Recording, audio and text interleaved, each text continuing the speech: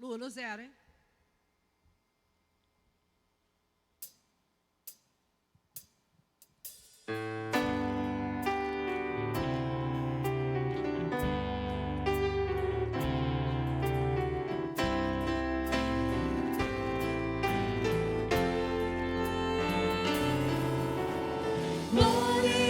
Majestade estão diante dele, força e formosura no seu santuário.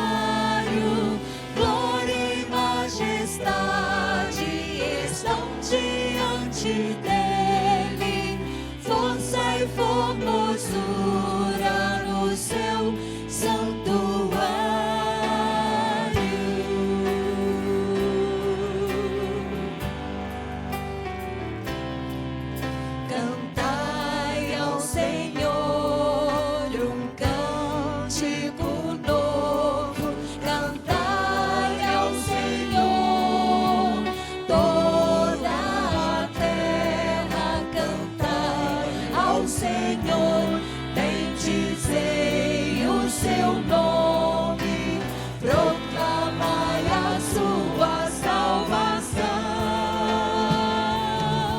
Anunciai entre as nações a sua glória, entre todos os povos as suas maravilhas, porque grande é o Senhor e digno de ser louvado, mais temível do que falsos deuses.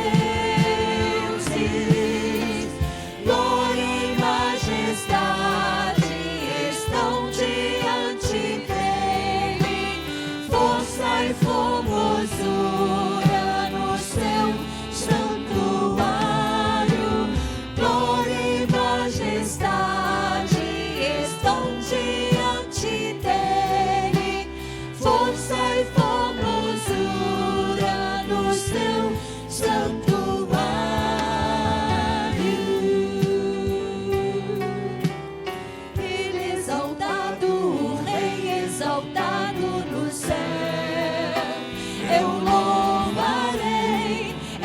Exaltado para sempre, exaltado o seu nome, louvarei.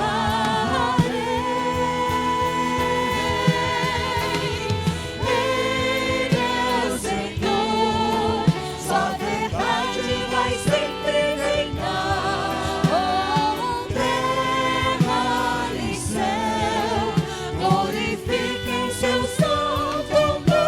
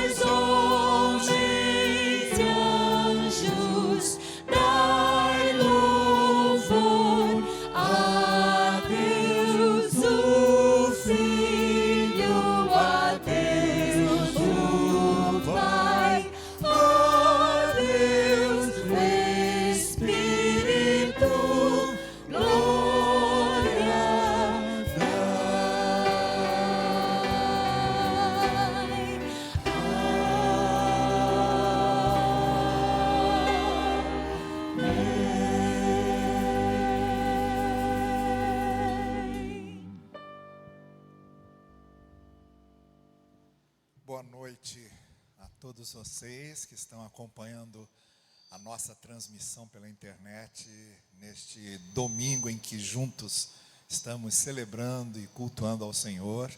A gente preparou essa transmissão para você com muito carinho. Esse pessoal aqui do grupo de louvor, mais os instrumentistas e mais a turma dos bastidores, o Fabiano, o Bernardo, o Vitor e a Débora, o Vitinho nas fotografias, a Aisha aqui nesta câmera.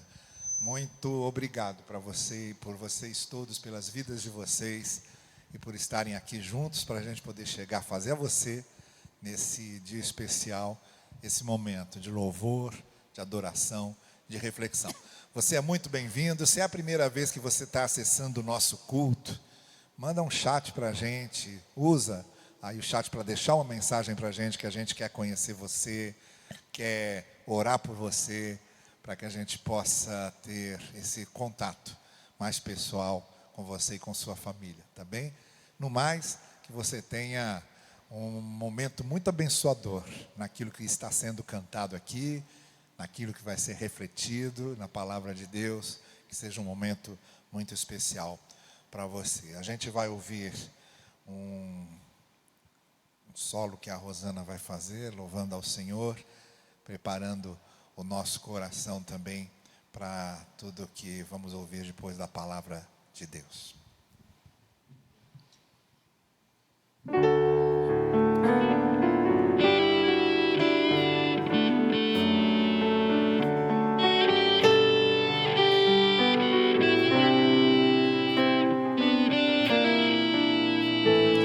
De todas as provas que eu já passei, é bem difícil, Senhor, a gente ter que ouvir acusações do vil tentador. Lembranças do passado vêm e querem me fazer parar, ou mesmo palavras de alguém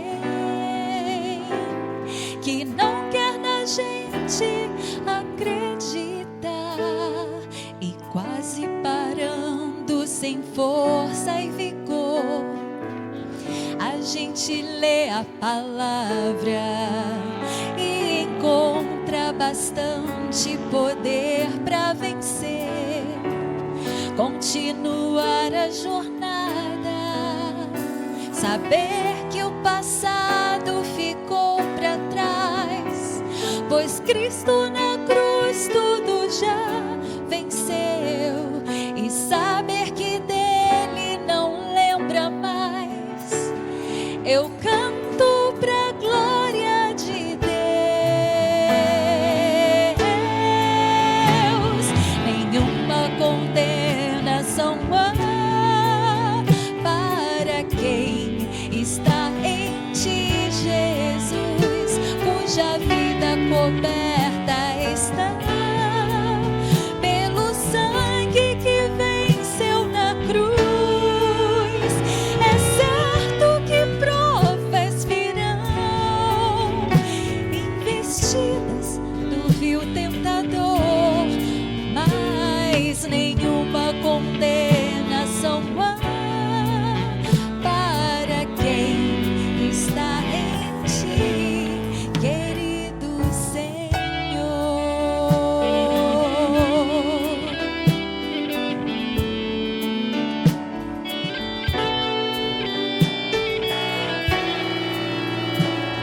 E quase parando sem força e vigor, a gente lê a palavra e encontra bastante poder para vencer, continuar a jornada e ver que o passado ficou para trás, pois Cristo na cruz tudo já venceu, e saber que dele não lembra mais.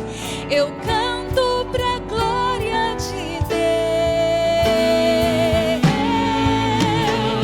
Nenhuma condenação há para quem está em ti, Jesus, cuja vida coberta está pelo sangue que venceu na cruz. É certo que provas virão,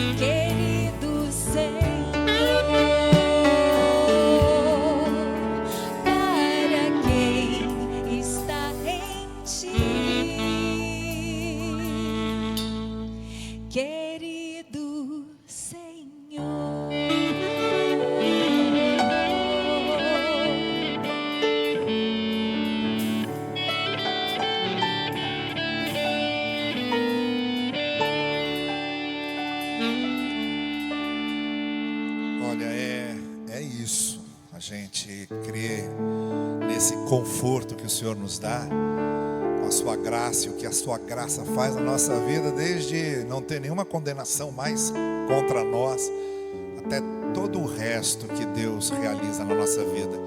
Talvez você esteja passando um momento difícil agora, talvez a sua família esteja passando um momento difícil, e a gente queria orar por você, queria interceder por você. Eu vou pedir que o pastor Paulo Elias venha aqui à frente, e se você tem um pedido de oração, ore com a gente agora. Se você está num momento difícil na sua vida, buscando uma saída, buscando uma resposta, se a sua família está passando um momento difícil, a gente crê nesse cheio de graça, que faz com que não haja nenhuma condenação. Se Ele pode fazer com que não haja nenhuma condenação, o que mais Ele não pode fazer, justamente para nos amparar e nos fortalecer? Vamos orar. Deus de toda graça, queremos pedir que nesta hora visite os nossos lares, acompanhando, Senhor, os nossos sentimentos, os nossos pensamentos mais profundos, como só o Senhor consegue fazer. Tu que nos sondas e nos conhece, sabe quando nós nos sentamos, quando nós nos levantamos, esquadrinha o nosso andar. Obrigado porque nesta hora podemos chegar até o Teu trono da graça, pelo sangue de Jesus que nos permite isso, e entrando com ousadia no Santo dos Santos, humildemente te pedimos. Olha para as dores dos corações dos irmãos e irmãs que nesta hora enfrentam suas lutas, seus desafios. Ó Deus, pedimos que envie os Teus santos anjos poderosos para operar no meio de nós. O Senhor faz deles fogo e vento. E, ó Deus, opera em cada um segundo a medida da necessidade. A fé que está nos nossos corações, que nessa hora se conectam contigo, Deus. Cuida dos nossos irmãos enfermos, que nesta hora precisam tanto do Teu alento, da Tua cura, da Tua visitação. Abençoe aqueles e aquelas que estão enfrentando momentos difíceis nos seus relacionamentos conjugais. Ó Deus, restaura essas alianças. Opera na vida daqueles e daquelas que nesses momentos tão desafiadores enfrentam o desemprego e que precisam de um cuidado especial do Senhor. Que seja uma semana abençoada para cada um dos nossos irmãos. Nós oramos assim em nome de Jesus. Amém. O grupo de louvor vai nos conduzir em mais um cântico. Enquanto cantamos, você está vendo aí esta faixa aqui embaixo com todas as informações bancárias da nossa igreja para você fazer a sua transferência, o seu Pix, participando com seu dízimo, com sua oferta. Você pode fazer isso agora, enquanto a gente estiver aqui cantando. Logo depois que eles cantarem, nós vamos ouvir a mensagem dessa noite.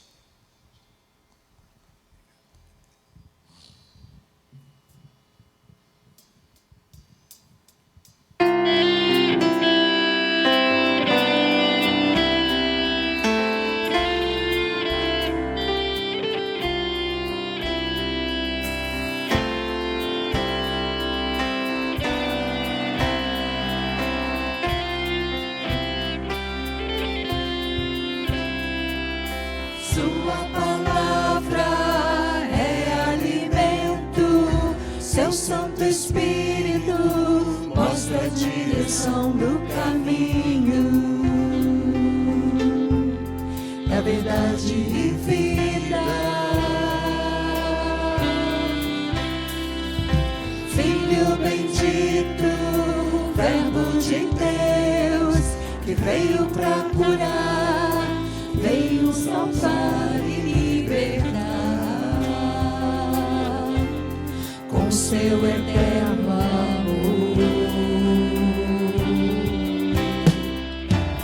Soberano sobre tudo, sobre a morte triunfou, glorioso, adorado, exaltado entre as nações. Eis o Cordeiro de Deus, eis o Cordeiro de Deus, que tira o pecado do mundo e vive em mim, vive em mim.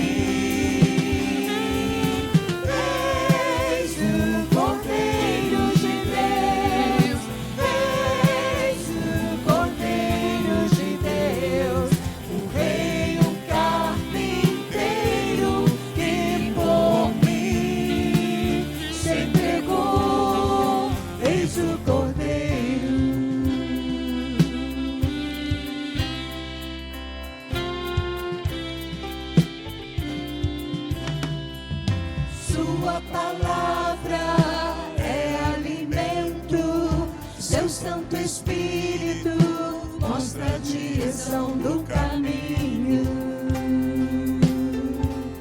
da verdade e vida. Filho bendito, Verbo de Deus, que veio pra curar, veio pra salvar e libertar, com seu eterno amor.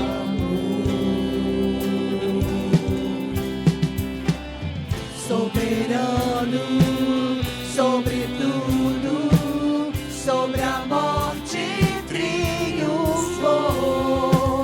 glorioso, adorado, exaltado entre as nações. Eis o Cordeiro de Deus, eis o Cordeiro de Deus, que tira o pecado do mundo e vive em mim, vive em mim. Eis o Cordeiro de Deus, eis o Cordeiro de Deus, um rei, um carpinteiro que por mim se entregou. Eis o Cordeiro.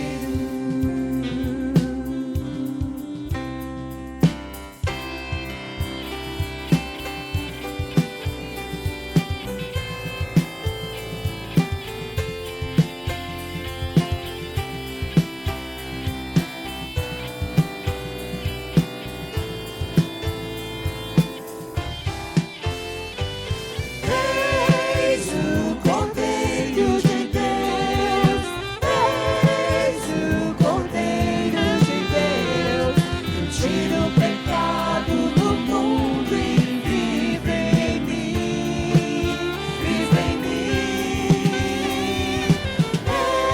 Eis o Cordeiro de Deus, eis o Cordeiro de Deus, o rei, o carpinteiro que por mim se entregou. Eis o Cordeiro,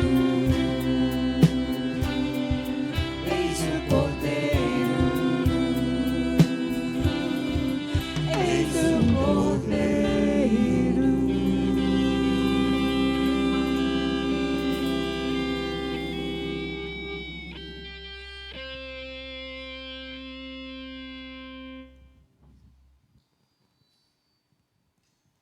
Amém. Que bom é ter essa fé, essa confiança nesse Cordeiro de Deus que nos dá vida e vida em abundância. E eu queria orar agora por essa participação generosa, por esse coração que tem vislumbrado e visto a graça de Deus sobre nós e tem reconhecido que também, diante desse favor de Deus, a gente pode manifestar a sua graça através da nossa generosidade, da nossa fidelidade. Vamos orar juntos? Senhor, muito obrigado por termos a alegria de saber que a Tua graça pode fazer com que a nossa vida superabunde, a nossa vida possa transbordar para a vida de outras pessoas. Como é bom ter essa experiência tão bonita, Senhor, tão verdadeira, de manifestação do Teu amor, Pai. Que sejamos cada dia mais chamados e reconhecidos como esses que não somente amam de palavras, mas manifestam ações que denotam esse Teu amor tão grande. E agora te entrego esse momento de palavra, de reflexão, para que cada um de nós, onde quer que estejamos, possamos receber da Tua parte uma orientação, um consolo, um encorajamento, que possam trazer paz ao nosso coração e dedicação das nossas vidas a Ti. É o que te oro e já te agradeço em nome de Jesus. Amém e amém. Olha, que bom é ter esse momento aqui em que a gente pode se conectar e fazer com que a gente viva de alguma forma muito diferente aquilo que Paulo estava pensando quando escreveu para a igreja de Roma, quando disse que nada nos separaria do amor de Deus, nem mesmo a agenda da cidade, a agenda do país muda a nossa rota de igreja de Jesus, caminhando juntos em adoração, e a gente pode de uma forma muito verdadeira, hoje estarmos juntos e recebermos da parte do Senhor uma orientação. A gente tem conversado aqui, eu tenho tentado trazer nas reflexões uma visão, um pensamento sobre alguns encontros de Jesus. Então, às vezes eu faço aqui algumas comparações entre pessoas que se encontraram com Jesus, as suas reações, as suas decisões, como Jesus lida com essas reações, o ambiente que isso acontece. E hoje, particularmente, eu queria te convidar a pensar comigo sobre uma pessoa só, mas que se encontra com Jesus de 3 formas diferentes, que tem encontros com Jesus. E essa é uma ideia que eu gostaria de trazer para a gente nessa noite, em que, de uma forma muito clara e verdadeira, e às vezes a gente não reflete sobre isso, porque a gente tem aquela dimensão, né? Às vezes a gente pensa na teologia de forma muito engessada, e a gente sabe ou conversa que a salvação é um ato único de Deus ali, em que a gente aceita Jesus como o único e suficiente Salvador, e Ele nos justifica, e a gente é salvo, e a gente começa um processo de santificação. E a gente tem como um alicerce da nossa alma essa consciência de que nós ganhamos algo que não conseguiríamos adquirir, e também não podemos perder isso, porque não depende do nosso mérito, mas é baseado no mérito de Jesus Cristo. E a gente, como muitas vezes tem essa mentalidade muito evangelista, a gente pensa muito num encontro com Jesus como esse ato único, no dia que a gente levantou a mão num culto, no dia que a gente tomou uma decisão, no dia que a gente se batizou. Mas a grande verdade é que, ao longo da nossa caminhada, nós temos encontros com Jesus. Como eu gostaria que você visualizasse isso? Naturalmente, talvez aí quem é casado ou quem já tem filhos, visualiza isso de uma forma clara, porque a gente sabe que a gente casa com uma pessoa aos 20 e poucos anos, e daqui a pouco a gente encontra com essa pessoa se tornando mãe, se tornando pai, e já é uma outra pessoa, e essa pessoa daqui a um tempo se torna avô ou avó, e a sua mentalidade, a sua disponibilidade, a sua disposição de vida muda. A gente vai encontrando com pessoas diferentes na mesma pessoa.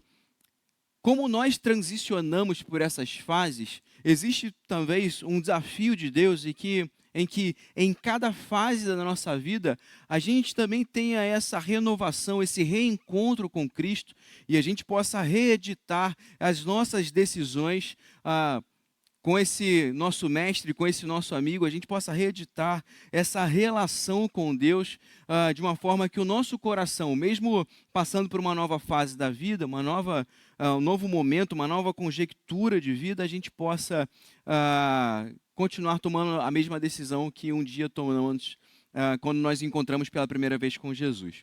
Muito claramente, talvez, quando eu olho para a vida de Pedro, eu vejo... Aqui eu poderia ver diversos outros encontros, mas eu vejo 3 momentos muito marcantes na vida de Pedro, que denotam essa transição de fases da vida de um discípulo de Jesus, e essa transformação e as reações diferentes, né, os momentos diferentes, quando Pedro encontra com Jesus. Eu queria ler nessa noite com você 3 textos bíblicos que mostram 3 encontros de Pedro com Jesus, que mostram claramente reações diferentes, que mostram claramente ali um amadurecimento do discípulo de Jesus.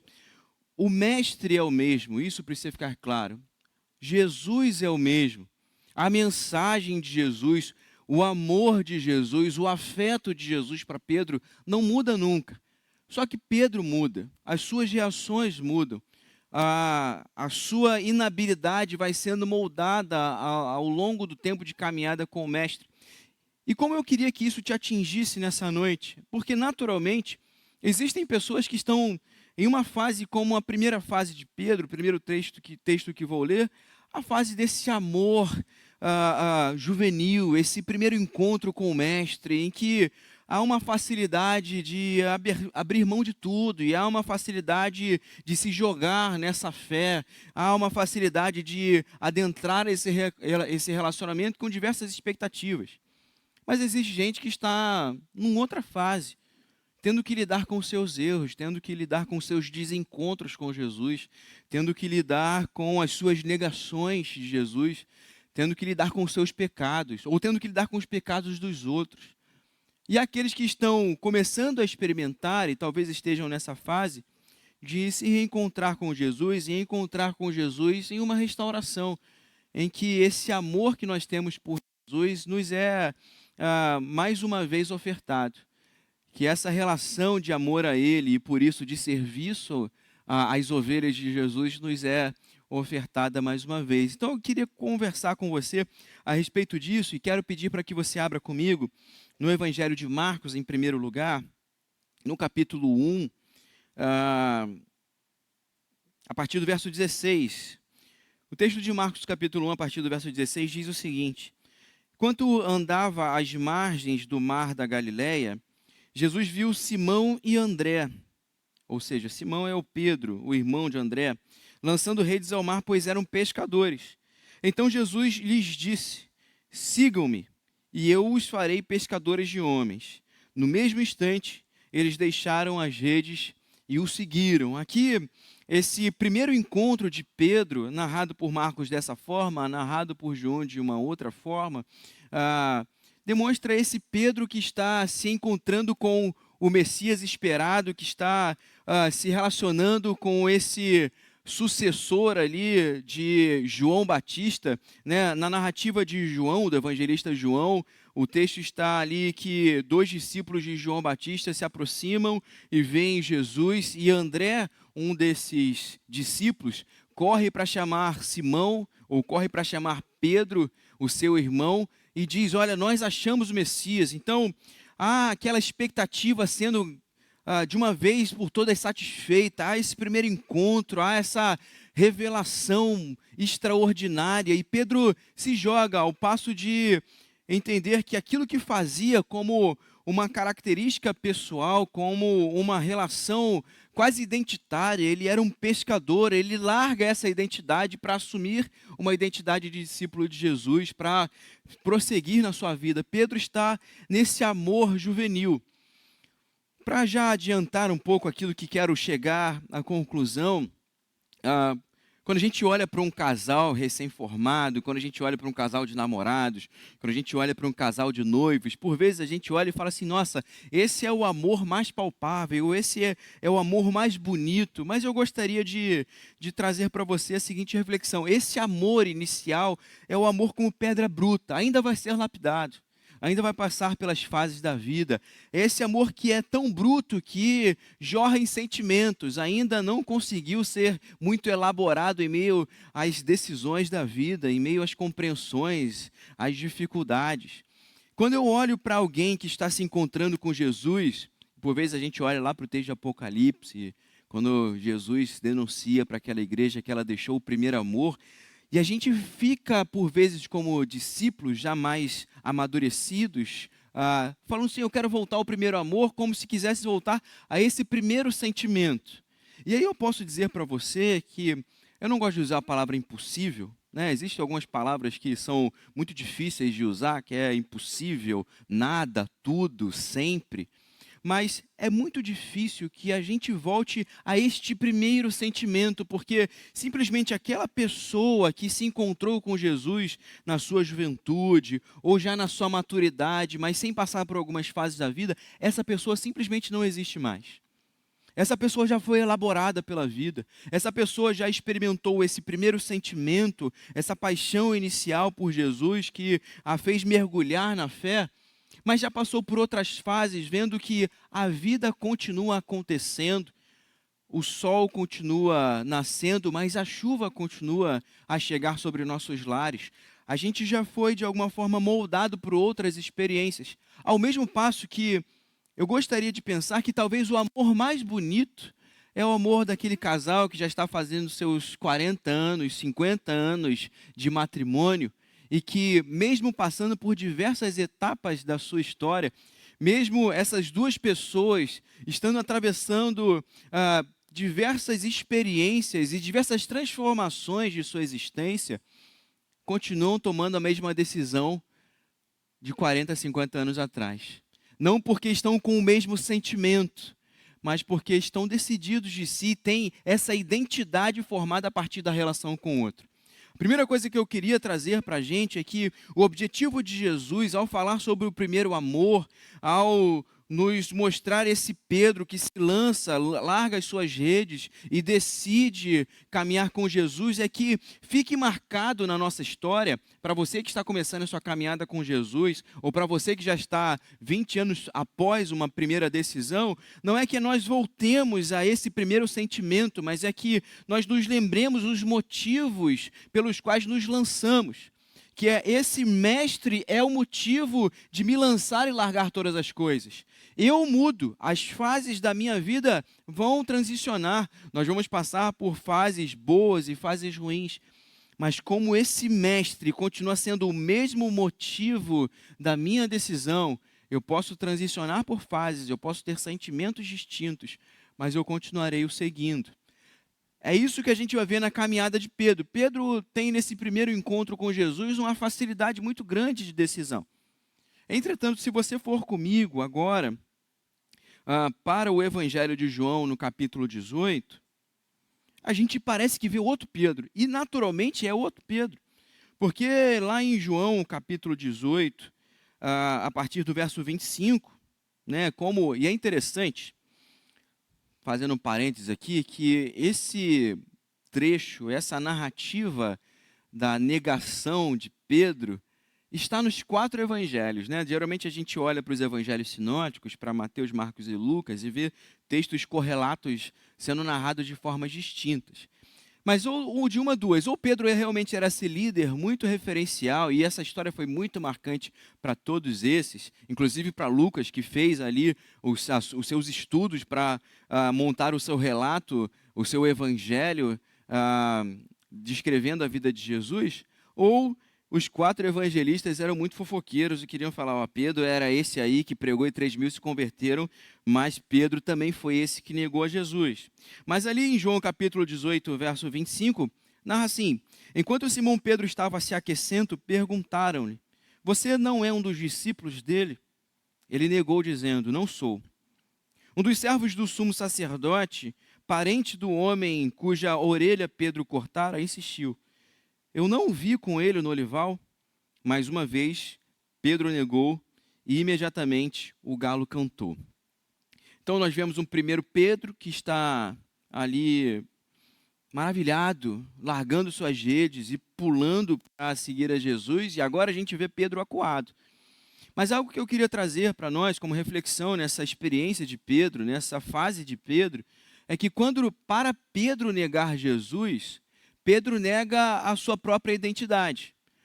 O texto traz a ideia, uma pergunta, você não é um dos seus discípulos, porque a ideia é que haja uma identidade de Jesus com Pedro. Ali não é perguntado somente para Pedro se Pedro concordava com aquele mestre. Olha, esse aí não é o que você concorda, esse aí não é o que você citou algumas frases. A pergunta é, você não é um dos seus discípulos? Você não se identifica com ele? E para negar a Jesus, nessa fase de Pedro, ele nega a sua própria identidade. Ele diz, eu não sou. Então, a ideia é negar algo que faz parte dele mesmo. Porque a dúvida de Pedro não é sobre quem Jesus é, mas agora a dúvida de Pedro é sobre as suas potencialidades, é sobre a sua vida, é sobre a sua proteção. A dúvida de quem caminha com Jesus, ou os equívocos de quem caminha com Jesus ao longo dos passos, nunca é motivado por uma ausência da presença de Jesus, nunca é motivada por uma falta desse amor de Jesus derramado sobre nós, mas sim sobre uma inabilidade nossa de confiar que Jesus está conosco, mesmo em meio a esse momento de pressão social. Obviamente, a gente pode imaginar que Pedro está ali passando por uma circunstância muito difícil. Ele está sendo questionado não por alguém muito proeminente, ele não está sendo questionado pelo governo romano ou pela cúria dos judeus, ele está sendo questionado por gente simples, gente que está ali no pátio com ele, observando as coisas que estão acontecendo. Mas o seu mestre está sendo preso, ele vê Jesus sendo levado pelos soldados. Pedro está, na verdade, angustiado porque ele não tem a potencialidade de transformar aquela ocasião. Pedro está angustiado consigo.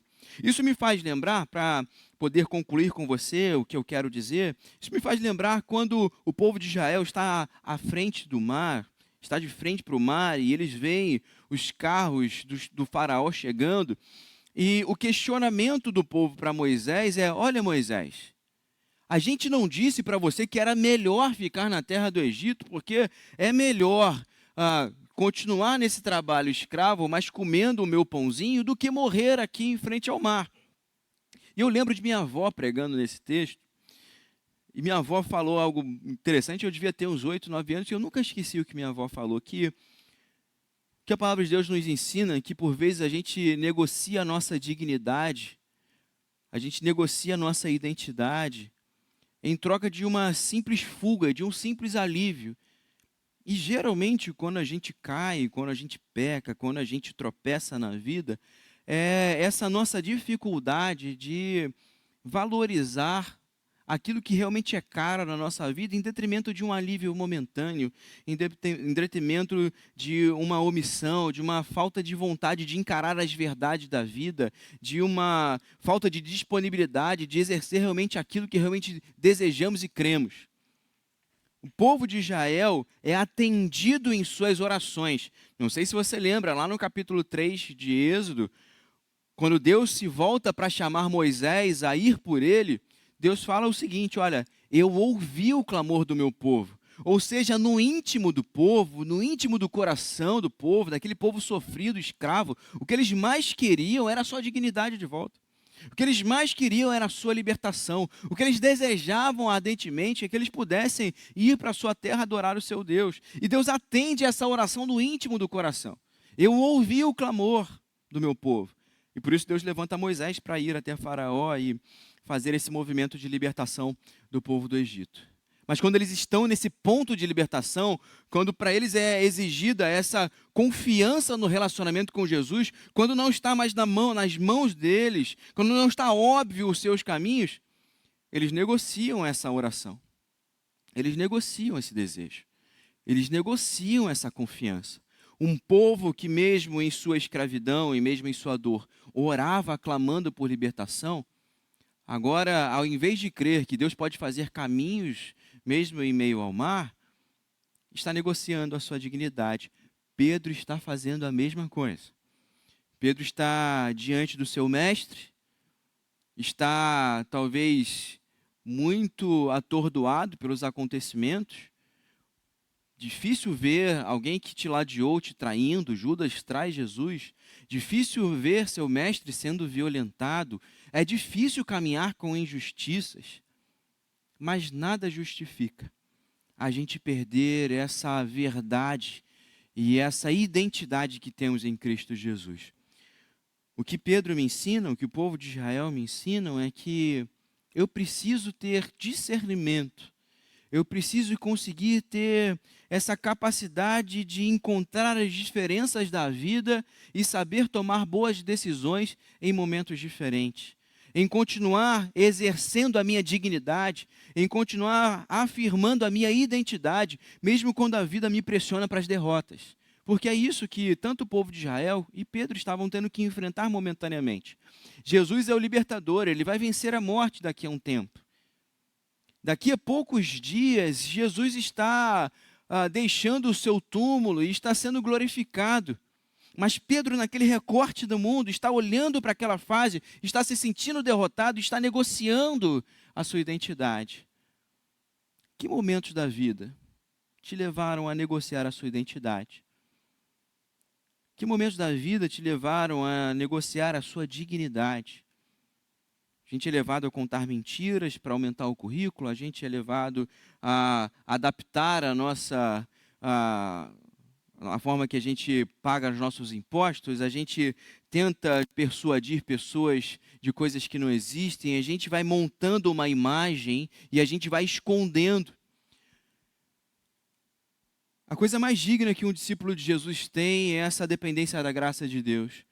E eu posso dizer que uma das coisas que a gente faz, que a gente perde essa dignidade como discípulos, é quando a gente monta uma capa de religiosidade e a gente vai escondendo a nossa podridão, aquilo que Jesus chama de sepulcro caiado.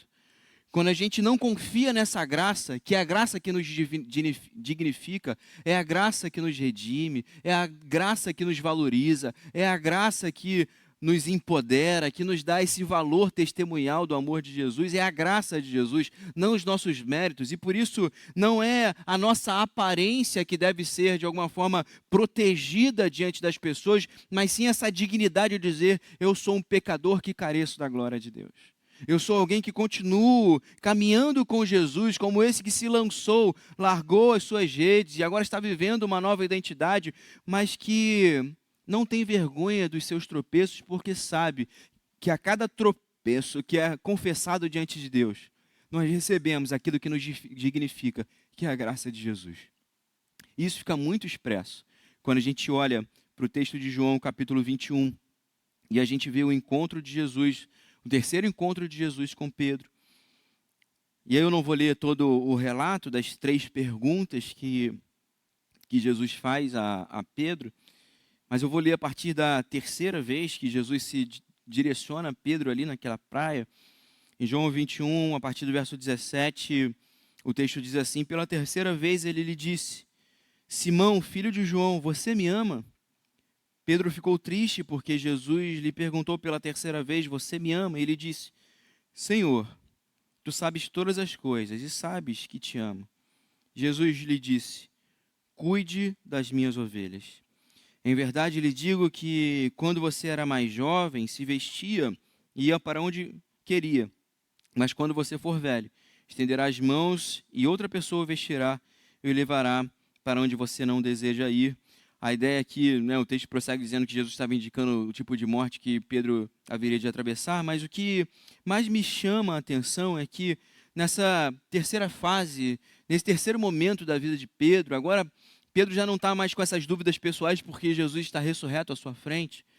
Pedro novamente tem esse encontro com o mesmo Jesus que atravessou as suas fases, permanecendo sendo o mesmo poderoso, o mesmo mestre poderoso, mas ele tem a oportunidade de renovar a sua fase de vida. Pedro já não está mais cativo da sua negação.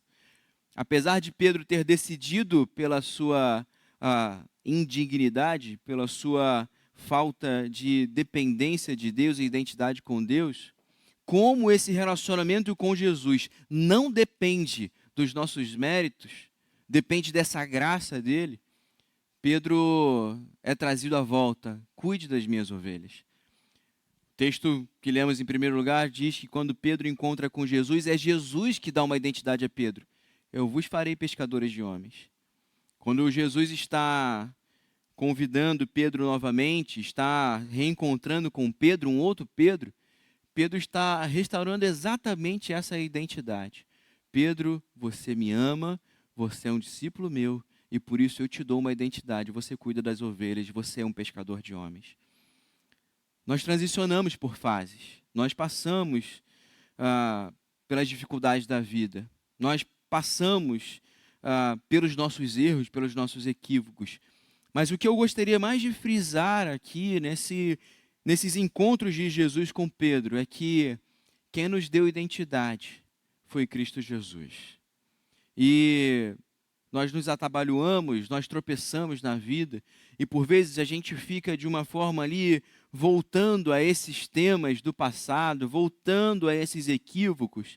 E a única pergunta que Jesus talvez queira fazer para você nessa noite é: você me ama? Então renove a sua identidade diante de mim. Você me ama, você continua me vendo como esse mestre, você continua me vendo como esse referencial, você continua me tendo como Senhor e Salvador. Sim, aí existem várias conjecturas a serem feitas. Você se afastou porque foi ferido na igreja. Sim, você foi ferido na igreja, mas você me ama. Então, não deixe a sua identidade de lado. Continua sendo esse que se identifica comigo. Continua sendo esse discípulo que prossegue na sua vida, porque você identifica comigo. E a sua identidade não está nas mágoas, nas mazelas da igreja, nas mazelas do mundo, mas a sua identidade está protegida em mim. Eu gosto muito do texto, e quero mencionar aqui, caminhando para o final dessa reflexão, de Provérbios, capítulo 24, versos 3 e 4, que diz assim: com sabedoria se constrói uma casa, com discernimento ela se consolida, pelo conhecimento os seus cômodos se enchem do que é precioso e agradável. O sábio se aproveita e se apropria dessa imagem da construção de uma casa para lançar aqui 3 alicerces que são importantes para essa nossa vida e que são essas fases da vida de Pedro.